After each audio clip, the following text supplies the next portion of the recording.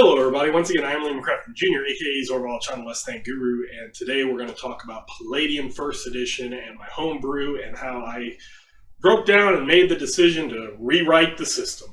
So yes, that is what I'm doing. Basically, I am taking my homebrew rule PDF that I made and I'm just redoing all the rule books.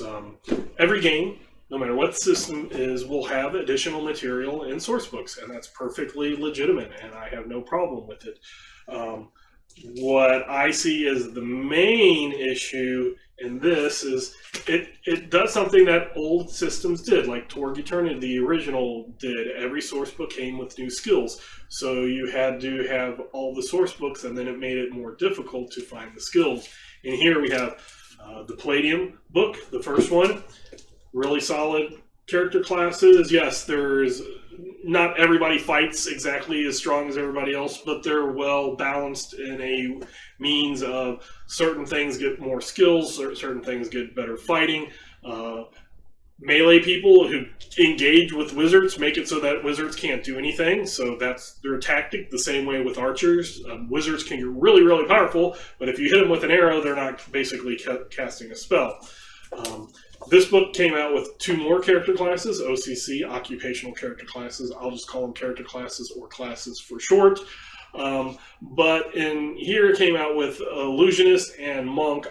It specifically states Illusionist was cut from this book. I'm not quite sure of the Monk. Two additional character classes. They're not, in my opinion, super great.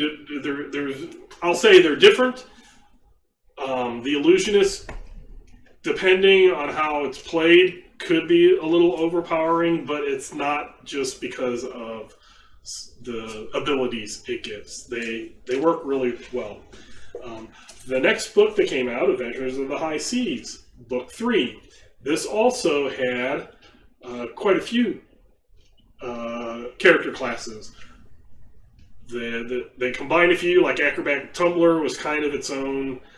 Then the Bard Magician Actor, kind of its own, and it's an actual just plays music, sings. It's not has magical spells. Also, a Gladiator, as well as a Pirate and Sailor, because it's Adventure of the High Sea.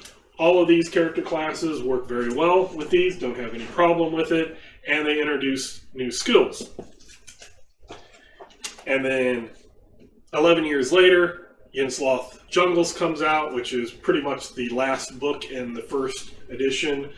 A year later, I believe, 95, I could be wrong, it might be 96, second edition came out, and this has additional OCCs, certain ones in my opinion, like the Bounty Hunter, although they call it like 18 names, Bounty Hunter, Enforcer, Flavor, so it's Bounty Hunter is what I call it. The Spy, the Bounty Hunter, Nomadic Tribesman, all work well in here. I think that the Undead Hunter and the Witch Hunter are very, very overpowered compared. Maybe not so to second edition, but definitely to first edition. When you have character classes that have more and better spells than a wizard, can learn like a wizard, or they start off with more and better spells than a priest and then gain like a priest later, then also can fight just as well as a man-at-arms. That is, in my opinion, imbalanced. So when I was playing, said no to these character classes. The Beastmaster is interesting. The thing that you have to watch out is they can get a lot of familiars, and for each familiar they get a bunch of hit points. So that can be slightly imbalancing if you do it as it's written. The Holy Crusader, I think, is interesting. It's basically D&D's old school-ish paladin. The paladin in the main book is just a better knight.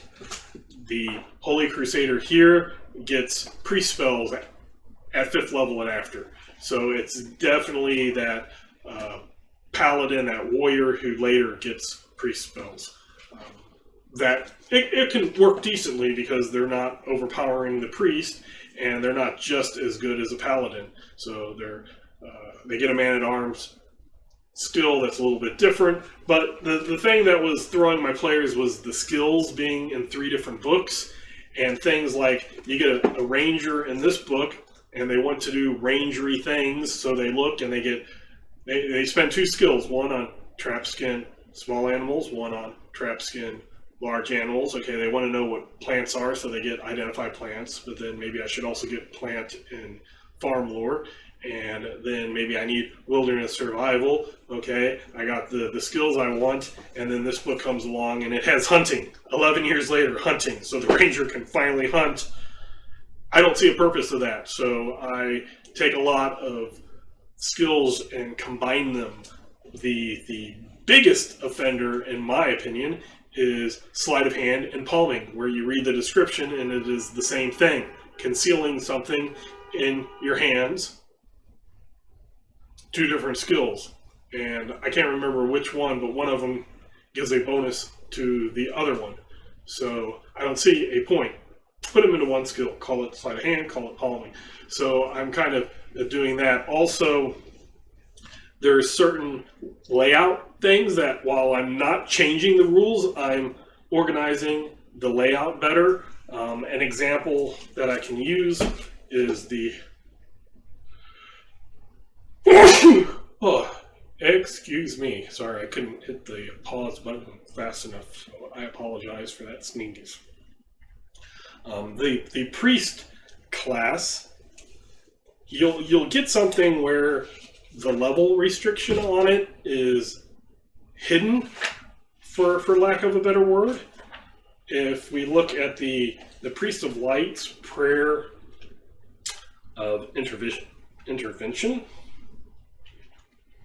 So we have a prayer of intervention that is just here, and then at the very top here, and it says success ratio 9% each level. So your first level is 9%, second is 18%. That's understandable. Makes you think, I get it at first level. So then you read the different things that work with it. And the first one is enables priest to cast any spell of any level that his god knows, cast it at 5 levels higher than the priest's current experience. Makes sense. And then you read 2 and it says, or the prayer can be used to gain temporary knowledge of a spell so that it can be sold to like a magic user.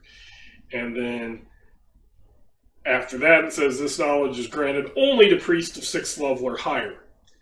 And if you're just reading this fast, you might not get that, or you might think that the 6th level applies to the whole prayer of intervention and things like that. So sometimes that what level they get it at is not just an easy chart, and that's one thing that I want to do is I want to do a chart.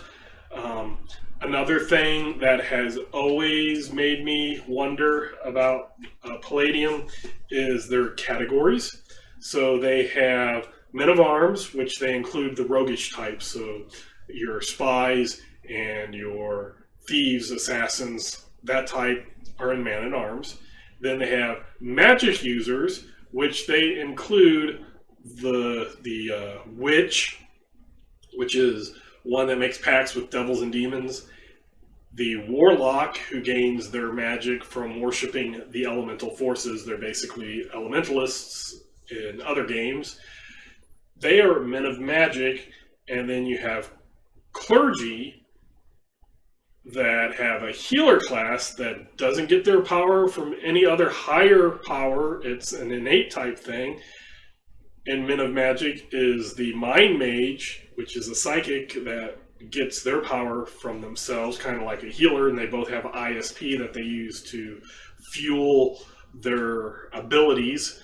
So I did a shuffling of things. So I'm having a men of arms, which are just your soldier, your mercenary fighter, your knight, your squire, because squire was an optional and I wanted to associate it with a knight. I actually took the paladin, and as I talked about that Holy Crusader, I kind of am doing a combination, and I'm taking that from the men at arms and I'm putting it to the cleric, or the clergy, so that there actually is a main difference between the knights and the paladins. The knights are going to be under lords, under nations, under secular organizations, maybe even magical organizations, as in wizards and stuff. The paladins are going to be orders associated with a religion. So I am going kind of towards the D&D, not because of D&D, because that's the idea I like in my own thing of a divine warrior. And I, again, basically, it was, were my stats good enough to be a paladin? If they're good enough to be a paladin, I'm not being a knight. If they're good enough to be a knight, but I didn't have that little boost to get to a paladin, then I was a knight. So I want to kind of put that out. And I wanted to make it so that there was a reason to be like a soldier or a knight and not choose the paladin if you wanted to go that way.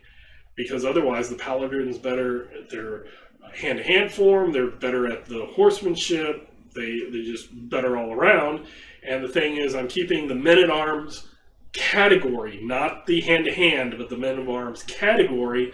I'm keeping that have the automatic parry, and my house rule, which if you've watched my Palladium, is anybody can dodge with an action, but a man-of-arms can try to parry first automatically, and then if that does not succeed, then I allow them a dodge. So they kind of get two little active defensive. I'm not doing the roll with a punch of 2nd edition and other games, so that's kind of my roll with an impact punch, but I don't want to have to deal with half damages, so it misses. So other classes can choose to parry or dodge by giving up an attack, including the paladin. What the paladin I'm going to give is if they're using a shield, then only with the shield, using the shield, do they get an automatic parry. So they do kind of get it, but it's not restricted for the men-at-arms, but it is restricted for the paladin.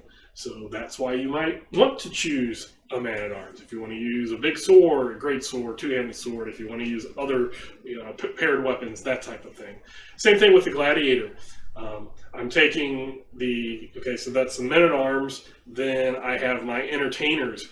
I'm moving the gladiators from men-at-arms into entertainers because they are fighters, yes, but they are there to entertain. The famous quote from Gladiator. So the entertainer, gladiator, if they get paired weapons, then that second weapon will allow them to get that automatic parry.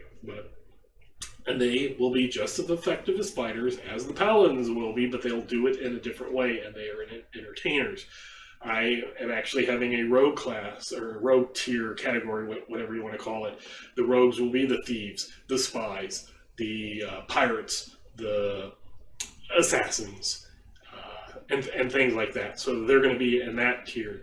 Another thing I'm adding for the men-at-arms is I'm giving them a plus 6 or 8, haven't quite decided, extra hit points to begin with. So they get a boost from all their training. The entertainers will get probably around a 4, 6 to 4, entertainers will get a 4, the rogues will get a 6, and the magic people won't get anything because they are going to get all of these spells later on, so they don't get that type of thing unless they might be the paladin, which might get that boost because then they do have that training. So basically each character class will, not the category, the character class each will have a little boost to their hit points, but all of the men-at-arms will get that nice big bonus, and other ones you might have to get, like the gladiator might be the one of the entertainers that gets a little bit more, and the paladin of the clerics might get that a little bit more.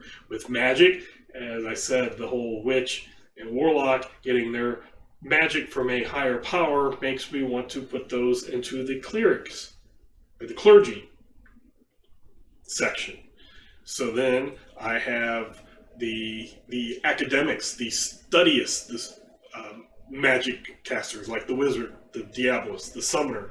But then when I look at the diabolist and I look at the summoner, they seem redundant to me. The diabolist can learn any circle that a summoner can do. They just don't start with a circle.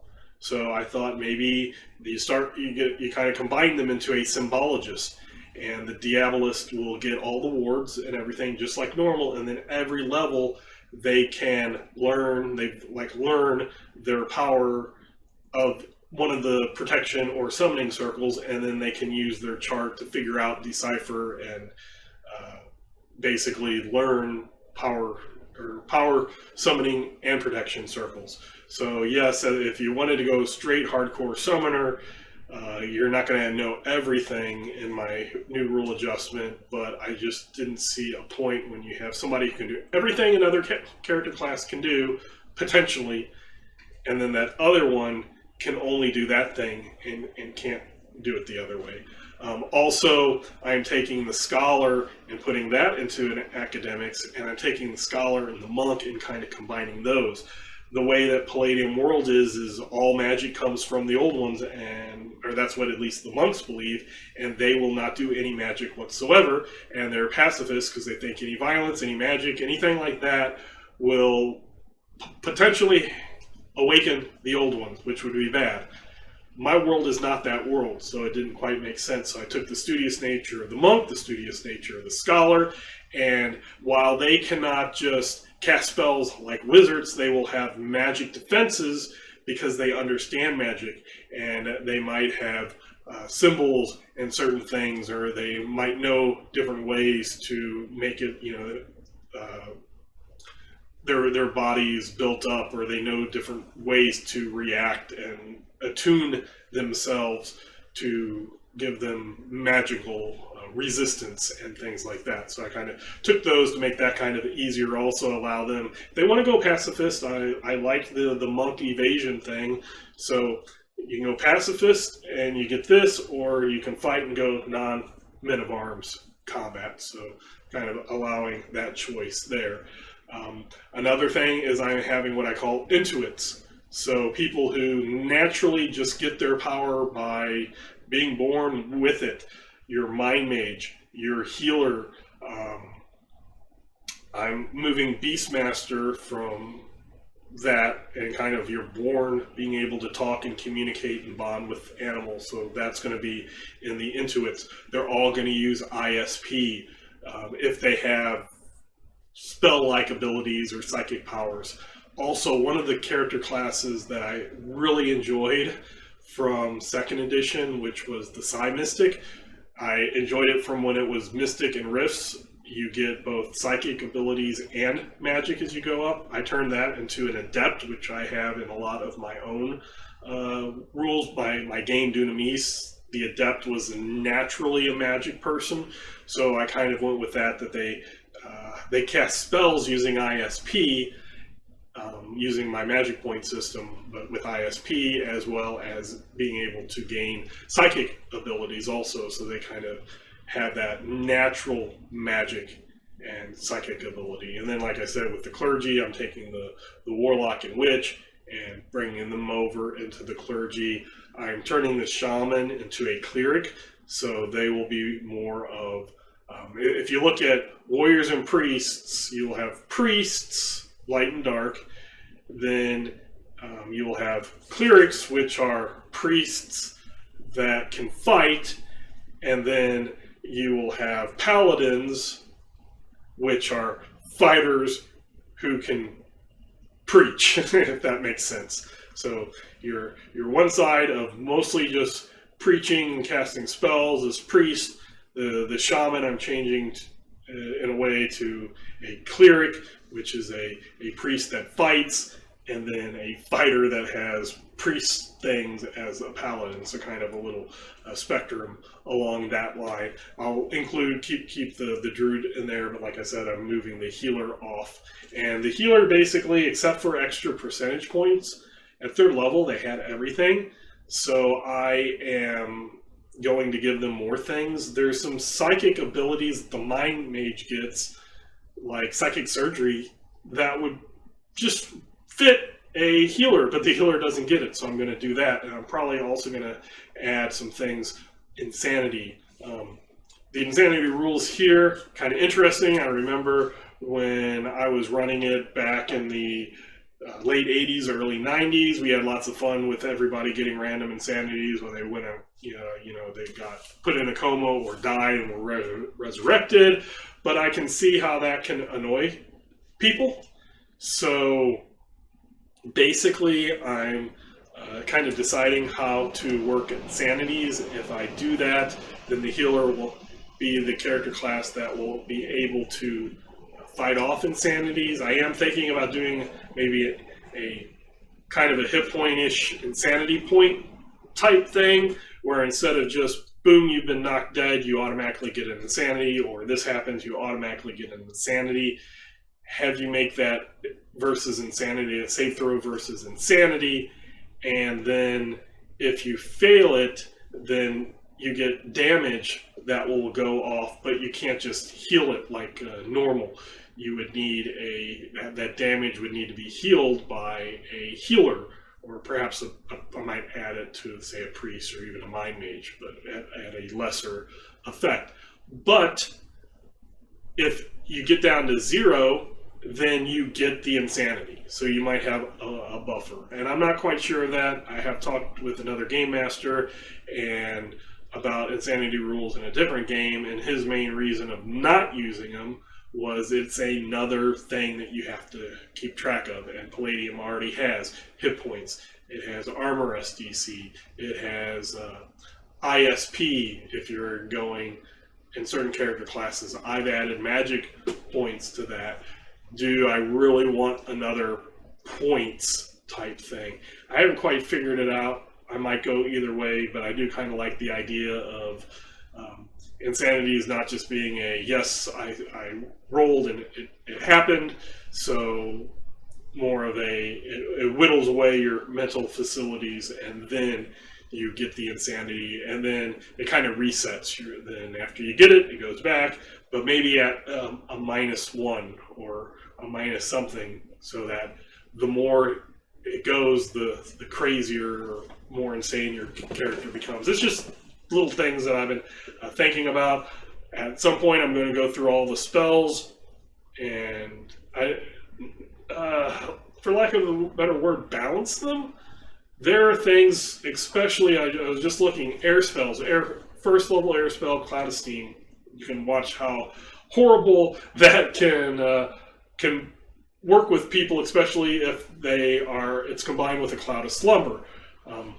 My air water warlock, and the wizard of my group that I game master over figured out in the first adventure that if you combine those, it's really nasty. The Cloud of Steam gives a -7 strike, parry, and dodge, a D8 damage every round, lasts 4 rounds, a saving throw that if they make it, they're still blind and have the penalties for 3 rounds, and as long as they're in that cloud, they're taking damage. First level spell. At 3rd level, there is a miasma cloud, which is 3rd level air spell. The other one's the Cloud of Steam, 1st level. 3rd level, 1d4 points of damage, 1 saving throw. If you make it, you're not affected. And lasts 4 melees per level, so exactly the same. And the negatives are -3 strike, parry, and dodge. The level 1 spell is a 90-foot. You can cast it up to 90 feet away. The level 3 spell, you can cast it up to 60 feet away. Why is that a 3rd level spell, and this is a 1st level spell? Because they don't have anything in there, and you look at the monsters, I've never found something that says the Cloud of Steam won't affect you if you are blind, or if you can't smell, then this miasma cloud won't affect you. So I'm looking at it going, why? And one of the things I might do is simple. They have a saving throw versus fumes, which is 2 points higher. And if I allow the spell strength of a caster to add to that 14 instead of spell magic of 12, then it would make it more difficult to 10% chance of working, being resisted, less chance being resisted. So I might just do something simple like that instead of necessarily swapping the spells, but I am thinking about that. Another thing that I've been thinking about in all types of games is how damage is healed. When you are a strong, sturdy person, you have more hit points, but when the damage healed is the exact same, the weak not healthy person is healed fast, and the higher level and or healthy person takes a lot longer to heal, which kind of is, if at least when I started thinking about it, is like, wow, that is really reversal of how I would think. So what I'm thinking about doing is changing how healing works. I have a system set up with my magic points that choosing to lower a spell costs less magic points, but it will have a reduced effect. So one of the things I'm thinking about in healing is adding a point or two per level. So say a third level person with a healing power would get a +6 to it. It may be dropping off a die. So instead of 2d6, they would get 1d6, but at first level it would be 1d6 plus 2. At third level it would be 1d6 plus 6. So the more powerful you are in doing your ability, it goes up, but then adding to that maybe like 1/5 of their PE. So somebody who has a 5 PE is going to get 1 point added to that, but somebody who has a 25 PE will have 5 points added to that. And if you just look at those, it would take 5 heals without any other bonuses to fully heal that person, no matter if they had 1, or if they had 5 PE, or if they had the 25 PE. So that's just something that I'm thinking about as well. So I won't be implementing any of that into the actual playthroughs until I get at least the character classes solidified. Once I do that, then I'll probably shift things over and then deal with the spells later. I don't think I can just do all of the spells completely. I'll probably do things like healing and certain things like I said, with the miasma that kind of just really stand out, as well as my players choose spells. If something seems way off before they finalize their choices, I will discuss it with them. I have done that in the past where something just seemed a little wrong, especially since I do have magic points. When it's only able to cast 1, 2, 3, 4 spells a day, it's very different than if I can cast 20 spells in a day. So I have to take that into account as well. Having said that, I'll just go ahead and wrap it up, but that's basically what I'm doing with Palladium. Even after all of these changes, I think if you continue to watch, you will still recognize it as Palladium First Edition. That's house ruled, like it has been. There will just be little nuances that will be different. Like I said, I basically wanted to tighten the rules. The more that I go over these 3 books of skills, rules, 4 books of character classes, the more I realize that, and in my opinion, it could be cleaned up and made into a good game. Because I have been asked, have you ever thought about just going all D percentiles or all D20s? Because this is a game where combat is D20s and skills are D100s. Most saves are D20s except for coma and death, which is percentile. So I've been asked that and I've thought about it, but it's strange. Palladium First Edition is quirky, but I like it and my group likes it, and I just don't think it would have that same feel if I completely made it all D100 percentile or all D20. I think having those 2 options, which normally I would not like at all, like if I had separate combat, then skills and Tord or any other type of thing, it would probably really annoy me. In Palladium, it just fits, for lack of a better word, and I don't know if that's necessarily nostalgia that I still like, because I've been one of the things to play it was like, did I enjoy this just because of nostalgia? And actually, I finally got to a point where I'm really enjoying it as a game master enough to want to rewrite the system just to tidy things up. But that's about what I have for today, and the next time I will talk about a Pathfinder rule that I would like to present. So, having said that, once again, I'm Liam Crafton Jr., aka Zorval Chan, Less Than Guru, and until next time, I will catch you later.